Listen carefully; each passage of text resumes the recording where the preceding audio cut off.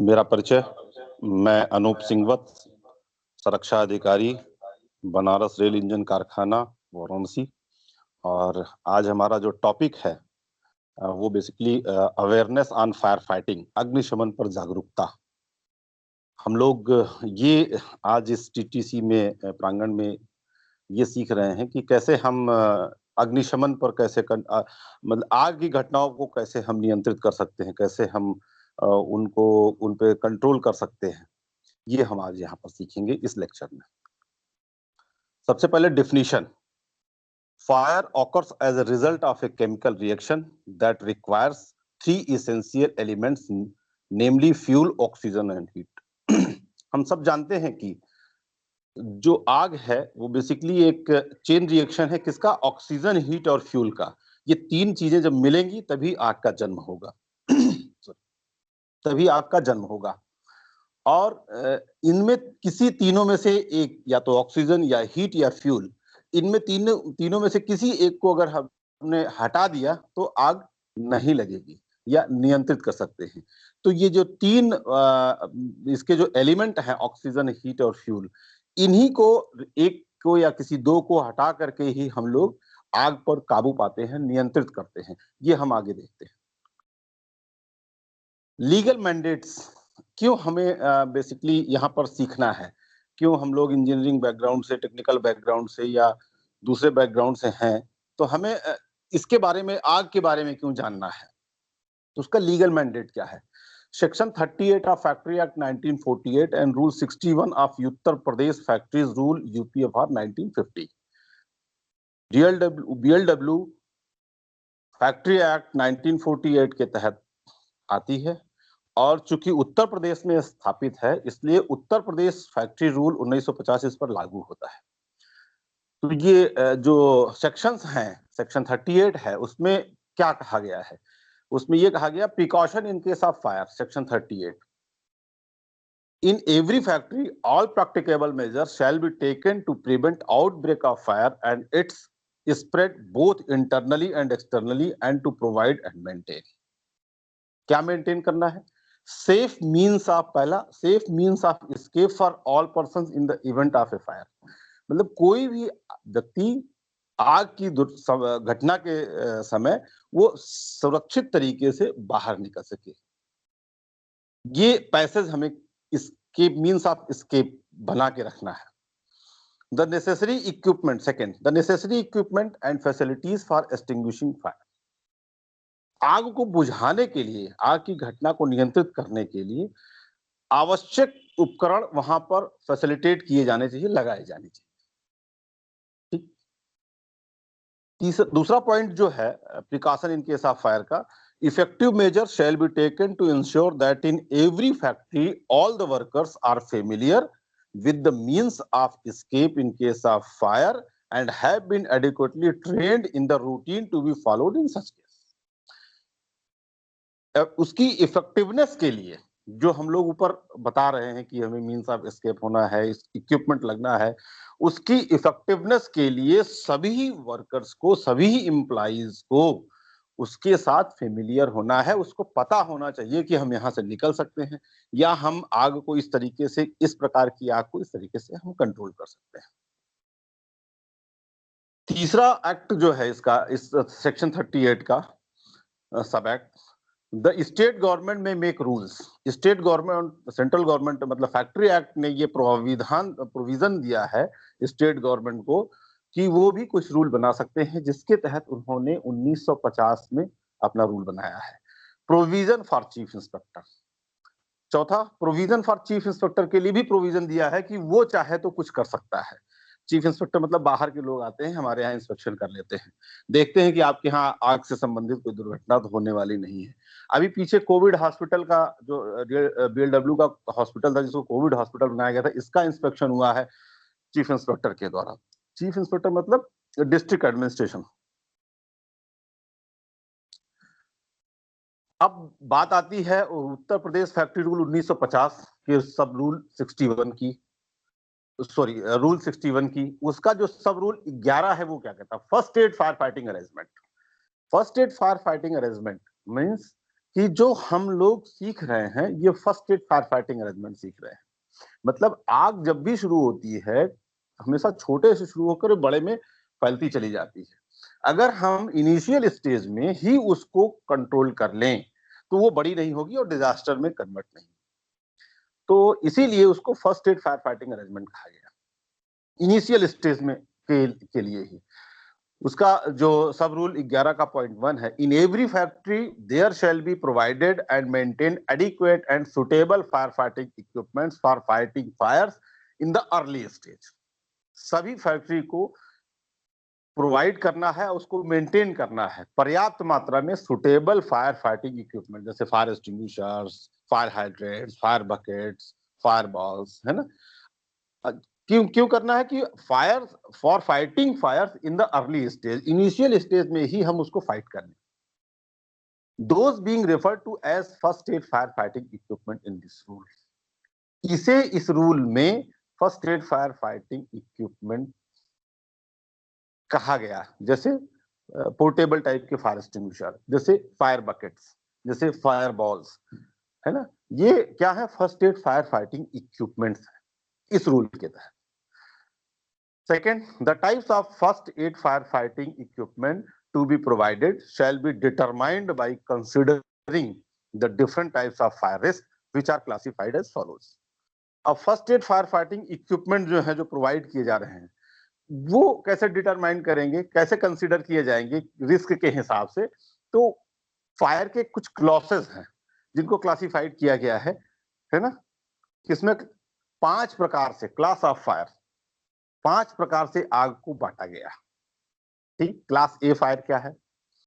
Solid fire, fire due to solid combustible material such as wood, textile, paper, rubbish, plastic, rubber and the like. मतलब ऐसी आग जो solid में लग रही हो, लकड़ी, कपड़ा, पेपर, रबर, प्लास्टिक इत्यादि। ऐसे कंबस्टिबल मटेरियल में ज्वलनशील पदार्थ जो ठोस की श्रेणी में आते हैं और उसमें आग लगती है, तो वो सॉलिड फायर कहलाता है, क्लास ए की श्रेणी में आता है। Class B liquid fire, fire in flammable liquids like oil, petroleum product, solvents, grease, paints etcetera. ऐसे आग जो ज्वलनशील लिक्विड्स में लग रही हो, पेट्रोल, डीजल, केरोसिन इत्यादि, वो लिक्विड फायर है, क्लास बी की श्रेणी में आता है। Class C gas fire, fire arising out of gaseous substances like LPG, acetylene. Gas में जो गैसियस सब्सटेंसेस में जो आग लग रही है, वो गैस फायर की श्रेणी में आता है, तो गैस फायर कहलाता है और क्लास सी की श्रेणी में आता है। Class D metal fire, fire for from reactive chemicals, active metals and the like sodium, aluminium, magnesium etcetera. ये जो रिएक्टिव केमिकल्स हैं या एक्टिव मेटल्स हैं जो रिएक्शन कर जाते हैं और फायर जनरेट करते हैं, सोडियम हो गया जैसे, है ना, ये सब मेटल फायर की श्रेणी में आते हैं और ये मेटल फायर कहलाते हैं और क्लास जी की श्रेणी में। Class E fire, electric fire, fire involving charge electrical equipment and delicate machinery and, मतलब अगर किसी वायर में करंट फ्लो कर रहा है और आग लग रही है शॉर्ट सर्किट से, तो वो इलेक्ट्रिक फायर है और क्लास ई की श्रेणी में आता है।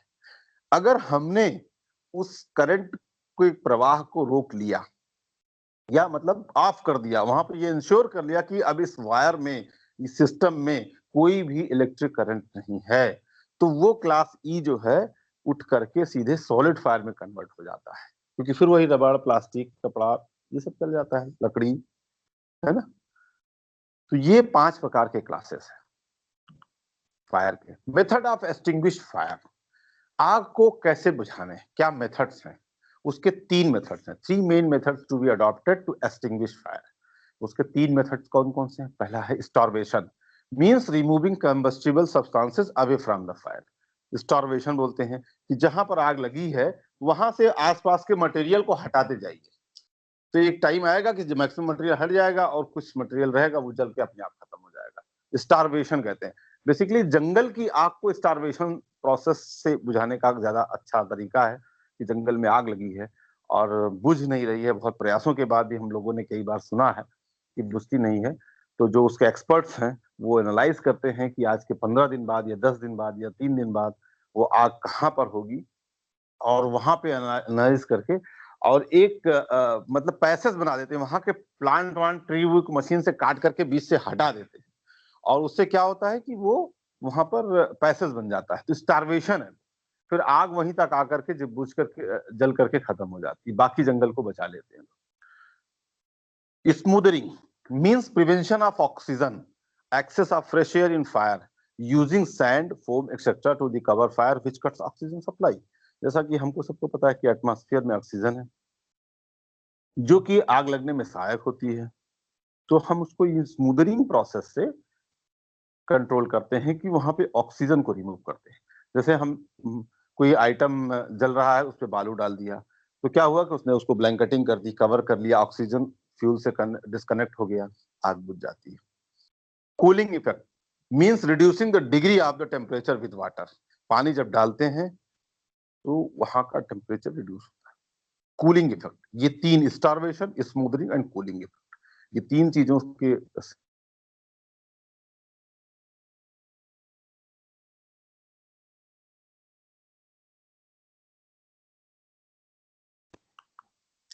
Information system of fire. Information system क्या, थोड़ा सा इस समझना है ये क्या है। A smoke detector is a device, a smoke detector is a device that sense smoke typically as an indicator of fire. Smoke detector का सबने नाम सुना होगा। वो क्या करता है कि हम लोगों ने उसको अगर इंस्टॉल कर रखा है तो वो डिटेक्ट करेगा स्मोक को। जब धुआं, कहीं आग लगी, धुआं फ्लेम गया ऊपर धीरे धीरे, तो वो स्मोक जो है सेंस करेगा और अलार्म करेगा, जिससे कि हम सबको ये पता चल सकेगा कि कहीं पर आग लगी हुई है। कहाँ से पता चलेगा? ये सब कनेक्ट होते हैं इंटरनली। मैं sorry. Smoke typically as an indicator of fire, commercial security devices issue a signal to a fire alarm control panel as part of a fire alarm system. तो पैनल पर ये शो करता है कि किस नंबर के smoke detector में signalling हो रही है और वो कहां पर इंस्टॉल्ड है, तो उस चार्ट प्लान से पता लग जाता है, जिससे कि इमीडिएट विदाउट डिले किए हुए वहां पर रेस्क्यू करने के लिए लोग पहुंचते हैं या कंट्रोल करने के लिए सिस्टम या क्रू टीम पहुंचती है, तो वो उसको कंट्रोल करते हैं। ये सिस्टम इसलिए बहुत इफेक्टिव है कि हमें एग्जैक्टली पता चल जाता है कि फायर है कहाँ पे, कहाँ से जनरेट हुई है, पहला स्मोक कहाँ पे आया है, उसका ओरिजिन कहाँ है फायर का, ये सब चीजें क्लियर होती हैं। While household smoke detector, also known as a smoke alarms, generally issue a local audible or visual alarm from the detector itself or several detectors if there are multiple smoke detectors interlinked. सब आपस में एक दूसरे से linked रहते हैं और वो हमको अलार्मिंग करते हैं स्मोक के टाइम पे। यहाँ मैं एक उसका फिगर दिखा रहा हूँ, चित्र दिखा रहा हूँ, आप देखने की कोशिश करें। Smoke detectors are housed in plastic enclosure. ये देख रहे हैं ऊपर की प्लास्टिक की बॉडी है ना, ये इस तरीके का शेप होता है प्लास्टिक बॉडी में, typically shaped like a disc about 150 millimetre 6 in diameter and 25 millimetre 1 inch thick, मोटा मतलब 1 इंच मोटा और तकरीबन 6 इंच ऐसे गोलाई में सर्कल में। इस तरीके का डिफरेंट डिफरेंट शेप के भी आते हैं, जरूरी नहीं कि यही हो, तो कई शेप में, but shapes and size very करते रहते हैं इसके। Smoke can be detected either optically, photoelectric or by physical process ionization. Smoke जो ये डिटेक्ट करते हैं उसके दो प्रोसेस हैं, या तो ये फोटो इलेक्ट्रिक से सेंस करके करते हैं या आयोनाइजेशन प्रोसेस से करते हैं, है ना। इसके द्वारा ये दो तरीके के आते हैं। Sensitive alarm can be used to detect and thus deter smoking in areas where it is banned. ये उसके लिए भी बहुत अच्छा है कि जैसे कहीं पे नो स्मोकिंग जोन है, गैस सिलेंडर का या फ्लेमेबल सिलेंडर का स्टोरेज है, कोई गोडाउन है, वहां नो स्मोकिंग जोन है, या कोई डीजल, केरोसिन, पेट्रोल या पेट्रोलियम कंपनी, मतलब नो स्मोकिंग जोन में अगर ये लगा हुआ है, अगर कोई स्मोक करते हुए जा रहा है तो जो धुआं छोड़ेगा तो वो तुरंत इसको सेंस कर लेगा। तो वो उसके लिए भी बहुत अच्छा है कि तुरंत जो है कंट्रोल की, भैया यहाँ पे सेंस हो रहा है, क्या कहाँ से फायर स्मोक हुआ, तो लोग तुरंत ट्रैप करते हैं कि आप यहाँ पे कोई स्मोकिंग कर रहा है या फायर हुई है। तो ये सेंसिटिव अलार्म्स हैं, ये बहुत काफी सेंसिटिव होते हैं। Smoke detectors in large commercial, industrial and residential buildings are usually powered by a central fire alarm system. तो ये जो स्मोक डिटेक्टर हैं ये सेंट्रल फायर अलार्म सिस्टम से ये कनेक्ट होते हैं, चाहे कमर्शियल इंडस्ट्रियल कुछ भी कहीं पे हैं, which is powered by the building power with A battery backup. जिनको इनको पावर जो मिलती है वो बिल्डिंग की पावर से मिलती है और एक बैटरी होती है वो उससे चार्ज करती रहती है। तो जब इसमें फोटो में अगर देखना चाहे तो स्मोक आया तो वो रेड लाइट एक जल रही है, वो जलने लगती है और आवाज वहां से अलार्म आने लगता है, जिससे ये पता लगता है। तो आसपास के लोग सुन करके भी आते, दौड़ के आते हैं कि भाई यहाँ पे अलार्म चल रहा है।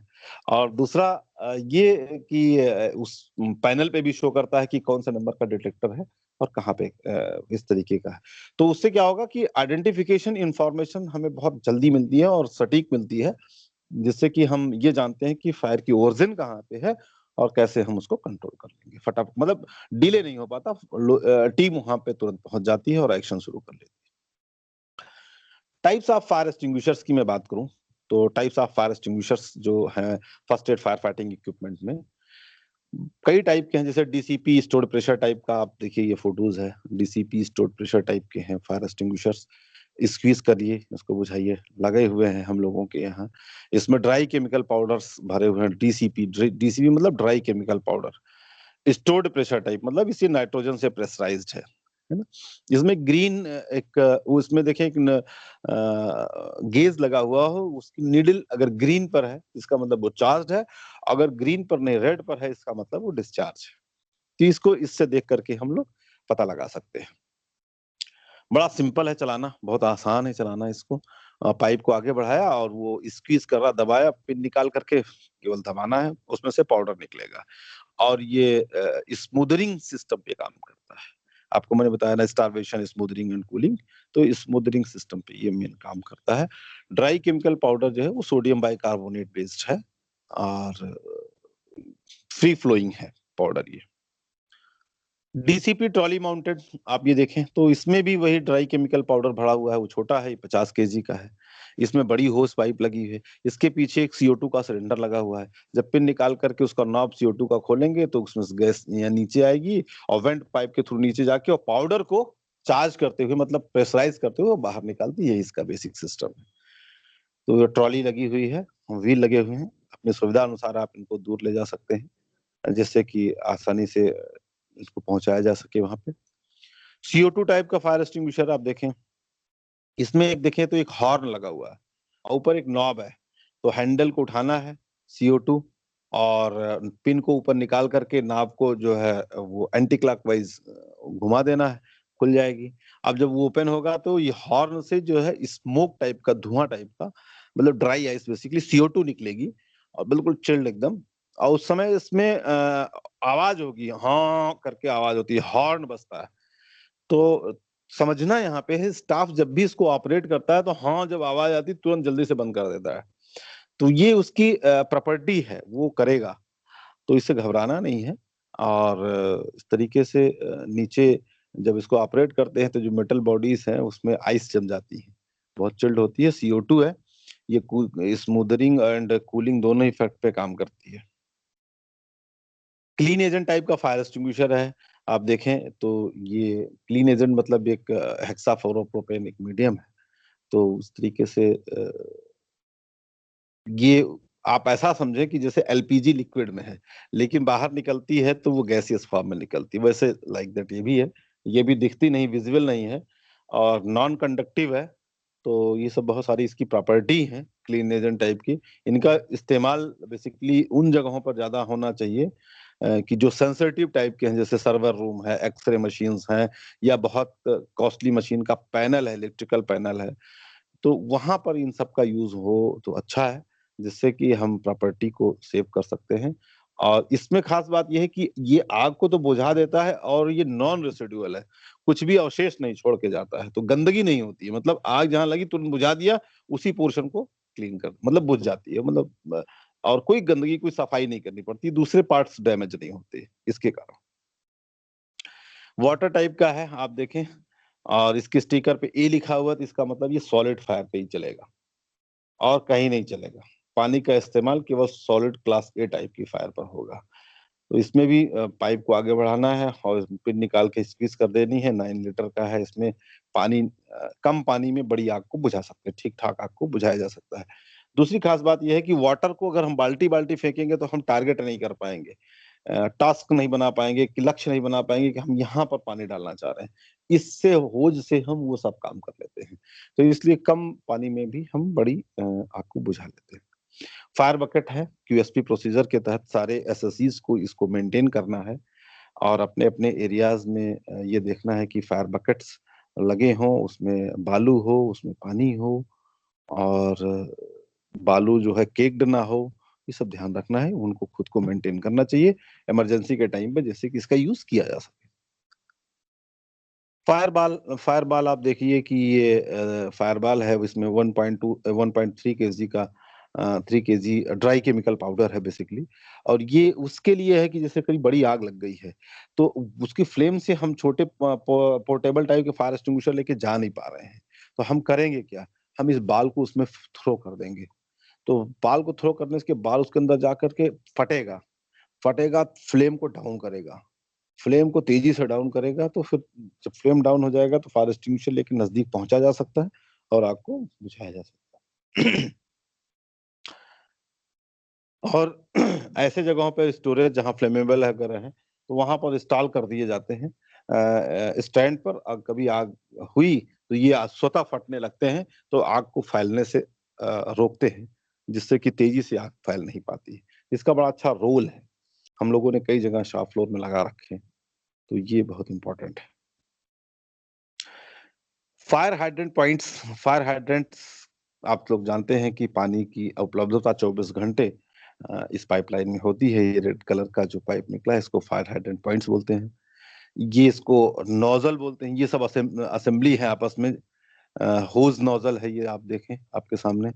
ये होज बॉक्स है और होज बॉक्स के अंदर देखें ये होज रखा हुआ है, लेफ्ट साइड में नोजल भी है और होज का ये मैं एक फोटो दिखा रहा हूँ, जो पाइप के ऊपर इसका एंड है और प्लंजर टाइप का और दूसरा वाला देखें कि उसमें ग्रूव है नॉन प्लंजर वाला जो नीचे है, ठीक है?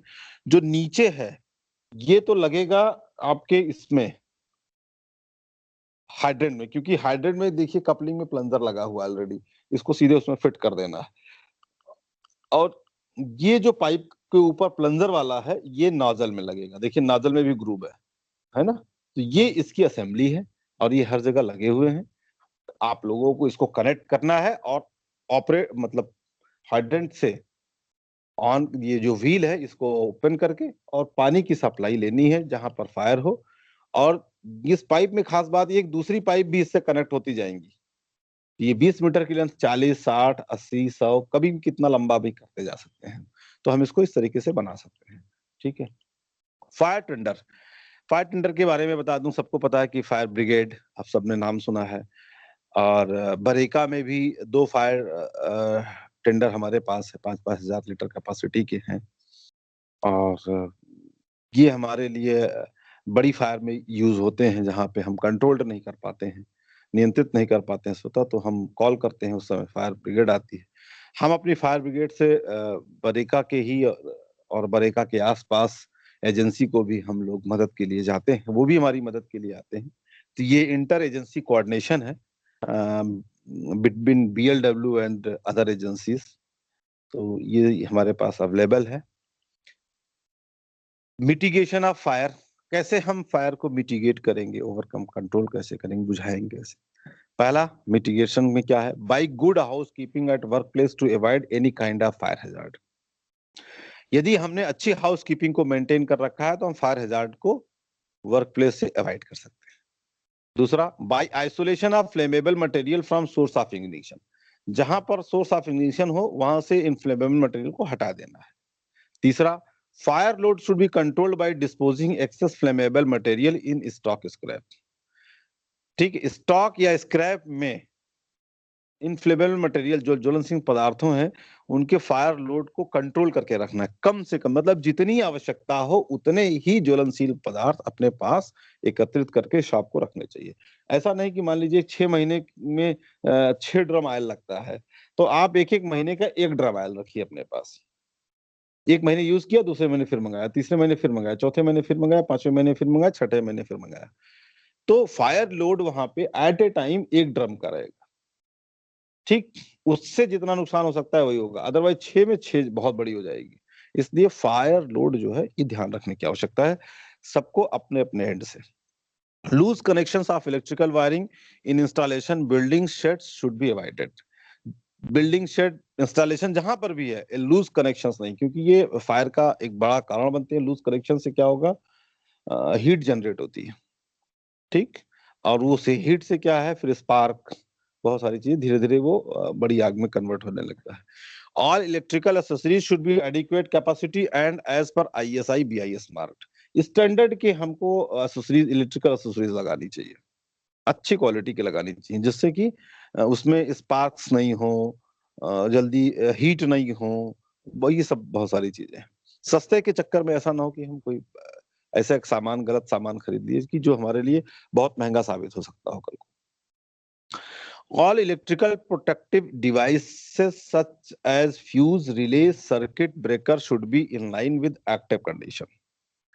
जितने इलेक्ट्रिकल प्रोटेक्टिव डिवाइसेस हैं जैसे fuse, relay, circuit breaker should be in active condition में होनी चाहिए। ऐसा नहीं हो कि रिले मतलब फंक्शन में ही नहीं आया, एमसीबी ट्रैप ही नहीं हुई, फ्यूज उड़ा ही नहीं, है ना, इमरजेंसी में, तो फायदा क्या हुआ उसका। तो ये सब एक्टिव कंडीशन में होनी चाहिए। Fire extinguishing system should be easily approachable.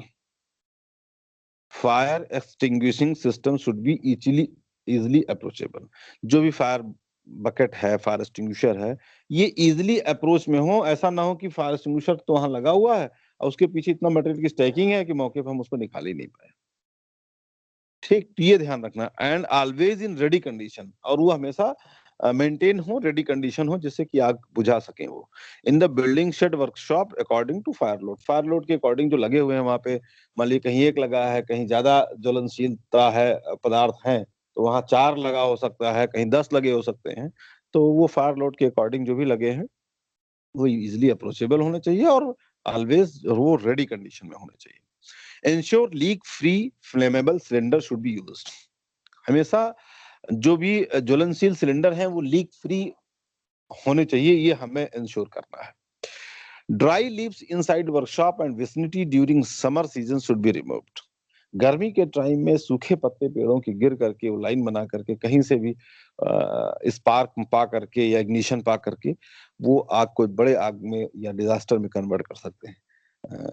मैंने ये देखा था कुछ समय पहले यहाँ पे आईटीपी के पास में एक निसन हट हुआ करता था, और इसमें एक दिन रात को आग लग गई गर्मी के टाइम पे 1:30 बजे, फिर उसको बुझाया गया। तो वो उसका रीजन ये था कि उसके बगल में एक पीपल का पेड़ बड़ा सा था, और वहां से उसकी जड़ें जो हैं इतनी फैलती गई कि जो निसन हट का शेड था उसका मुंह खुल गया था, और वो पूरा पत्ते झड़ते झड़ते वो पत्तों की पूरी चेन बन गई थी वहां पे, और कुछ दूर से बनी हुई थी, और कहीं पे उसने इग्निशन पाया होगा, वो धीरे धीरे ट्रेवल करके इन साइड चला गया निसन हट के, और उसके अंदर स्लीपर्स थे और वो सब जल गए। बहरहाल वो स्क्रैप थे, स्क्रैप वैल्यूड थे, मतलब लिबर्ट ये है कि रीजन तो ये बना कि ड्राई लिप्स।